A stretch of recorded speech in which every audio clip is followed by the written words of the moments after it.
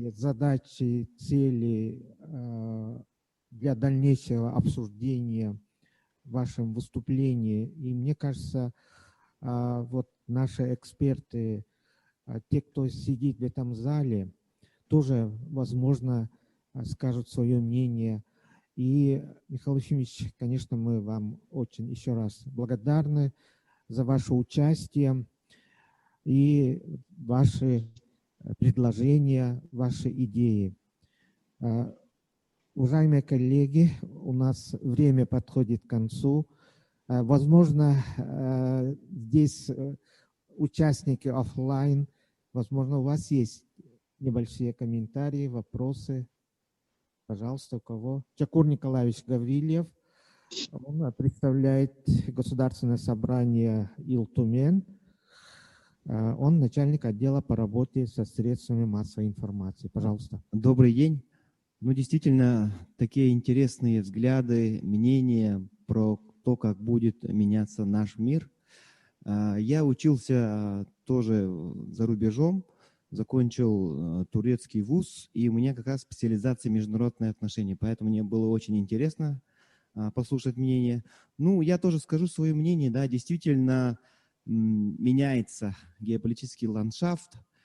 И в этом отношении, когда я сравнил выступление Си Цзиньпина и Дональда Трампа, тогда президента на 75-й Генассамблее ООН, я уже заметил, что Китай становится глобальным лидером. Да? Если раньше глобальный лидер был Соединенные Штаты, сейчас уже Китай, он, в своем выступлении он говорит, что надо объединяться в борьбе против ковид, что необходимо оказывать помощь нашим, бедным странам, что нужна кооперация и так далее. А, к сожалению, Дональд Трамп только он отвечал, что, обвинял Китай, и его выступление было совсем такое, да, немножко не отвечающее выступлению лидера. И действительно, Китай и в то же время азиатские страны, они смогли как-то выстоять против второй волны ковид, третья волна сейчас на Западе начинается. И я скажу такое мнение, что, наверное, в будущем, если сравнивать геополитику, наверное, в будущем все-таки Китай займет, может быть, роль бывшего Советского Союза, да, в идеологическом плане, и оно сможет дать свою альтернативную точку развития всей Земли, всего мира, с его стандартами, с его мнением и своей мощной экономикой, мощной политической силой. Она действительно становится державой. И как раз что Василий Климович говорил, что мы обсуждали, действительно будет ли Китай супердержавой, то мы понимаем, что Ленские встречи тогда уже поняли, что Китай становится супердержавой, и в постковидном мире Китай займет лидирующую позицию. Вот такое мое мнение. Спасибо. Спасибо большое. Валерий Борисович Наткин, преподаватель Северо-Восточного федерального университета, кандидат философских наук. Пожалуйста. Но я хотел бы сказать, что мы можем обыграть эту приставку постковидного мира как постоянный ковидный мир. Я боюсь, что это теперь новая реальность. И, к сожалению, я думаю, что первый год пандемии ничему не научил. Я здесь согласен полностью с выступлениями монгольского коллеги. Вакцины, национализм – это страшная угроза. То есть мы ничему не научились, нас ничего не научило. Мы не стали человечеством пока. Или же здесь два варианта. Или преувеличена опасность коронавируса, что, раз преувеличена, нас никак не встрепенуло, и мы не стали объединяться и кинули спасать людей, особенно в малых странах, действительно, у которых нет денег, чтобы купить вакцину. Или же действительно мы на самом деле что-то поменяли в своем философском отношении к человеку. Мне кажется, самый главный итог 20 века был, это признание бесценности человеческой жизни. Но сейчас по ковиду мы видим, что этого нет. Да, были страны, которые поставили жизнь человека выше экономики, но какое сожаление идет по информационным источникам, что экономика, что не радость, что люди сохранили жизни, а то, что экономика падает, и что мы будем делать дальше. Все-таки самое главное – это человеческая жизнь. Но я боюсь, что, к сожалению, мы сейчас стоим перед этим выбором опять.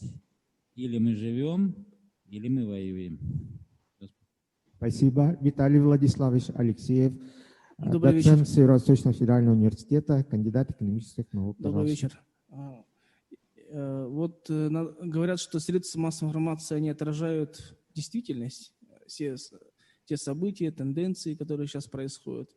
Надо, наверное, отметить, вот сейчас, если мы говорим постковидный мир, то если внимательно мониторить мировые средства массовой информации, зарубежные, информационные ленты и так далее, то можно, наверное, вот подтверждение тезисов многих наших сегодняшних спикеров, что все-таки западные страны, многие западные страны пока не выработали четкие контуры международной своей внешней политики.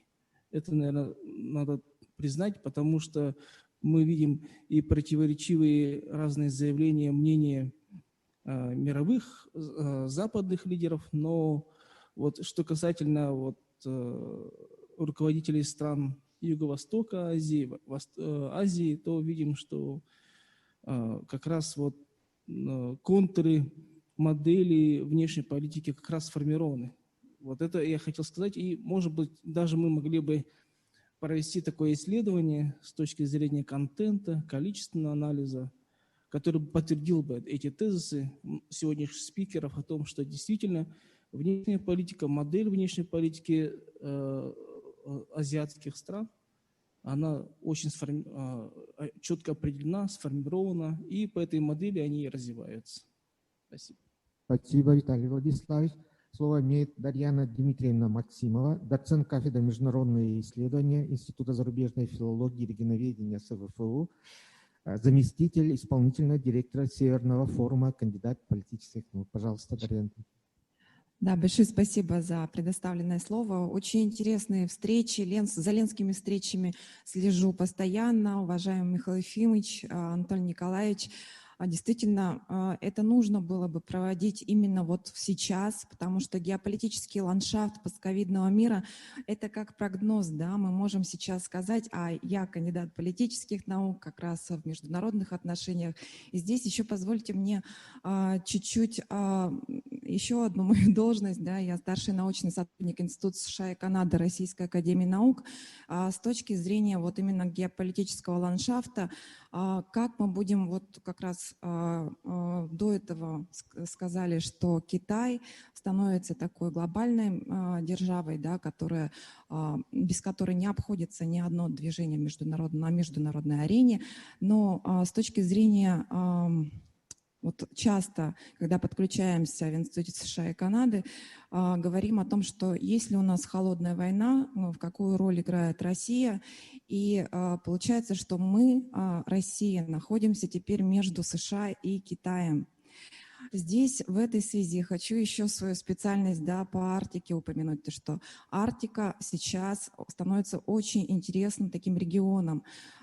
И Андрей Валерьевич, да, Картунов до этого говорил, что действительно у нас глобализация и регионализация теперь. Регионализация в Арктике может быть, да, и с точки зрения геополитики Востока, как ни странно, Восток становится арктическим. Хотя, казалось бы, да, границы географически совершенно на юге. И Михаил Ефимович говорит, да, север-юг. Это очень важные такие направления, которые связываются с регионализацией. И вот геополитический ландшафт постковидного мира, несмотря на ковид, все равно в Арктике развивается. И вот здесь мы много говорим про мир и сотрудничество, чтобы мы не ссорились в международных отношениях. Помните, в 1987 году Михаил Сергеевич Горбачев заявил тогда в Мурманске, что мы, СССР, тогда готовы сотрудничать и строить мир с северных широт, в северных регионах в Арктике. И вот с тех пор мы воспринимаем Арктику как зону мира и сотрудничества. И вот как раз мы в Северо-Восточном федеральном университете находимся, который позиционирует сейчас развитие стратегическое, выполнение 17 целей устойчивого развития именно на севере и на востоке.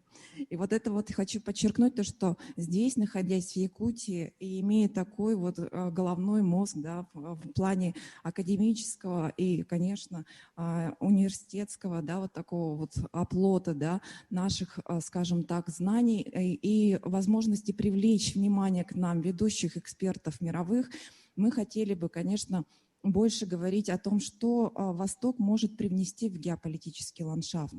И вот здесь, наверное, стоит еще раз упомянуть наш проект «Большой Северный форум по устойчивому развитию», форум, который мы проводим каждый год. В этом году мы будем проводить 27-30 сентября. И уже упоминали, Михаил Ефимович об этом тоже упомянул, что изменение климата становится еще одной проблемой. То есть мы сейчас вот в реакции этого года поняли то, что человечеству угрожает пандемия такого масштаба, которую мы не предполагали.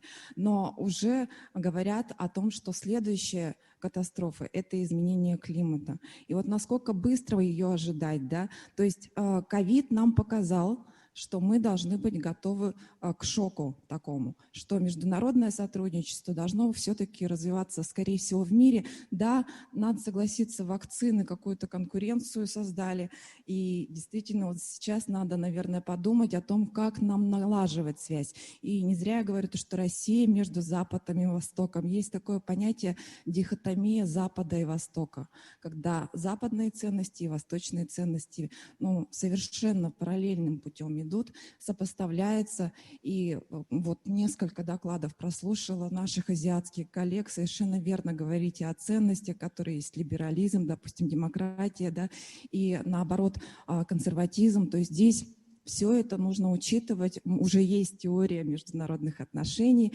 Я сама вот с кафедры международных исследований мы ведем историю, методологию мирового комплексного регионоведения. Это Алексей Дмитриевич Воскресенский, зарубежное регионоведение МГИМО. И здесь мы хотим, конечно, больше говорить о мировом порядке. И нужно стремиться все-таки к миру и сотрудничеству. Надеюсь, что вот такие вот шоковые ситуации, как ковид, все-таки нас научат жить в мире. Большое спасибо. Спасибо, Дарьяна Дмитриевна. А сейчас завершающая нашу сегодняшнюю встречу. Антон Николаевич, пожалуйста, вам слово. Спасибо. Ну, конечно, очень интересная дискуссия, да, и эксперты, все основные эксперты, да, и присутствующие, которые высказали свои мнения. Конечно, это ковидная ситуация, это не просто болезнь. Это не просто там вирус, который изменил, ну, очень вреден для здоровья, да, вплоть до летальных исходов. Это вирус, который вообще изменил мир. Это вот такая стрессовая ситуация, которая выставила наружу то нутро, которое, может быть, далеко было спрятано. Да, вот такая глыба, да, например, как Евросоюз. Вроде бы там очень сильные страны, да, делают достаточно сильную политику, да, и какова была ситуация, когда вот там ситуация началась, друг у друга перекупали маски. Это вплоть до того, что уже контракт произведен, самолет летит, и кто-то перекупает, и самолет идет в другую сторону. Это члены одного Европейского Союза. Сейчас уже многие, даже вот в той же Америке, начали уже говорить, что они во время ковида потеряли людей больше, чем во Второй мировой войне, во Вьетнамской войне и все в других войнах, Афганистан и так далее, Персидский залив, у них умерло от ковида больше людей, нежели во всех вот этих войнах, в которых Америка участвовала. Это в 20 веке и, может быть, в 21. И это показало то, что вроде бы там по телевизору и так далее мы всегда думали, что ну, там, где лучшие в мире медицина, да, где лучшие умы там, и так далее. Везде со всех, ну извиняюсь, вот в этом обществе, да, можно же говорить там из каждого тюга там, и так далее, это у нас российское выражение, да, со всех средств массовой информации всегда вроде бы говорили, что там вот так, да, но действительность показала, что там действительно общество там больное, ну, ну, извиняюсь за это слово, да, система там достаточно не совсем хорошая, оказывается, да, и не совсем была готова вот к этой ситуации. И различия, дифференциация общества там, оказывается, достаточно тоже была другая. Богатые, бедные, да, кому-то доступно, кому-то недоступно, до кого-то вообще вот медицина не доходит. И система вот этого медицинского страхования, оказывается, у большинства населения нет, потому что это достаточно дорого. Если у тебя нет полиса, то ты можешь тихо сидеть и умирать, потому что к тебе не придут. Да. В этом плане, да, вот смотря на пример Китая, можно восхититься, да, потому что как общество Китая консолидировалось, как они всей страной, да, там сколько там миллиардов человек, да, вот они все консолидировались и очень быстро, можно сказать, остановили вот это вот. Нету такого вот, да, момента, чтобы там прямо, как в Евросоюзе, вот прямо пандемия до пандемии, да, там почти 224, если не больше городов, только миллионников.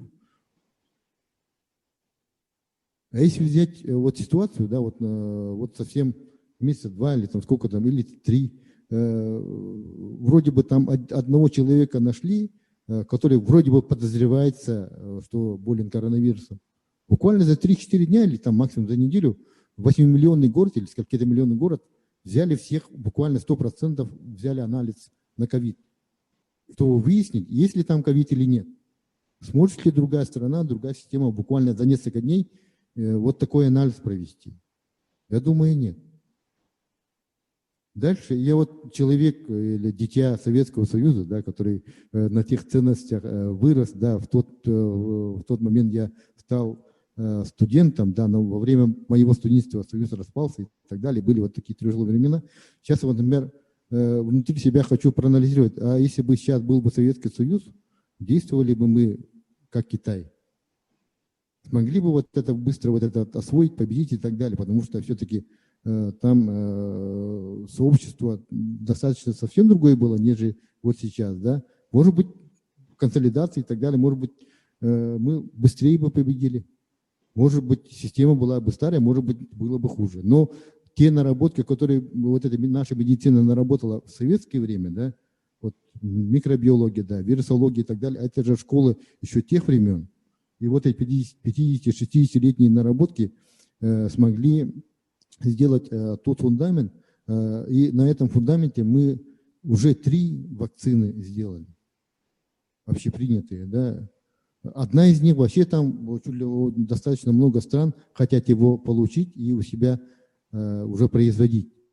Это же не просто там мы взяли и за несколько месяцев создали с нуля, а это школа еще тех времен, вот такие имена, да, и получается, что наша система была и есть наиболее подготовлена и вот на евроазиатском варианте, да, и получается все-таки тут наука достаточно сильная. И в этом плане, когда вот это вот, я опять же возвращаюсь к своему озеру, да, как университет, все-таки университеты – это те центры притяжения, на которых держится вот и подготовка кадров и так далее, имеют достаточно большую ценность. Какие кадры мы подготовим, да, какого человека, с каким чувством локтя, товарищества и так далее подготовим. От этого зависит и будущее вот таких больших сообществ. А если вернуться вот как раз, о чем мы с Арианой утром говорили, о сфоре там и так далее, о будущих наших мероприятиях, конечно, если взять вот университеты, если взять вот это вот изменение климата, это, конечно, после ковида это достаточно большая угроза всему человечеству. Если даже все котельные включить, да, все калориферы включить, там все зажечь, все равно, если пойдет похолодание, для какой период мы не остановим. А если пойдет потепление климата глобальное, да, мы хоть все холодильники или морозильники включим, все равно мы это тоже не остановим, потому что это глобальные процессы. Мы можем просто взять вот общество, приспособиться вот к этим изменениям.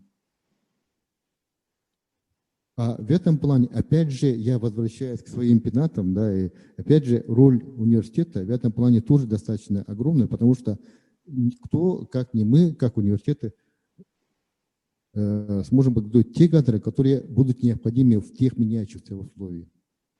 И вот Дарьяна сейчас только что сказала, что университет взял сейчас достаточно вот такой большой курс по работе по целям устойчивого развития. И сейчас кто-то может открыть наш сайт, да, все новостные страницы, там есть маленькие вот такие квадратики, да, и где вот эта новость, к какой цели устойчивого развития относится. То есть все 17 целей мы уже вот по полочкам, вот по нашей деятельности относим. И получается, уже 2 раза мы уже попали вот в рейтинг ТХ именно по целям устойчивого развития. И сейчас новую свою программу построили таким образом, да, чтобы на основе целей устойчивого развития наша программа уже будет строиться на целях устойчивого развития Севера. И в этом плане наша трансформация будет достаточно, я думаю, влиять в целом на развитие хотя бы восточной части Арктики, да, и развитие Дальнего Востока. Ну, через 2 года еще раз, наверное, приведем, может быть, в гибридном виде, да, может быть, с большим количеством, ну, сейчас модное слово, офлайн участников, да. Ну, спасибо огромное Михаилу Ефимовичу, это наш духовный вдохновитель вот этой площадки, да, и, конечно, будем советоваться, через 2 года про какую тему будем разговаривать, да, вот. И, конечно, Северо-Восточный федеральный университет готов вновь и вновь открывать свои двери для проведения вот ленских встреч. Всем спасибо, все выступления были очень интересные, да, и на основе вот этих встреч мы раскроем тот пласт, ориентируясь на которые и наш университет, в частности, тоже развивается. Всем спасибо. Спасибо. Анатолий Николаевич, сила мира в интеллекте, в разуме. Вы совершенно правы. Токио, Йокогама, Пекин, Улан-Батор, Москва, Михаил Ефимович, уважаемый, Андрей Вадимович, Анатолий Николаевич. Спасибо вам всем. Мы на этом завершаем. Всем успехов и, главное, здоровья. До свидания.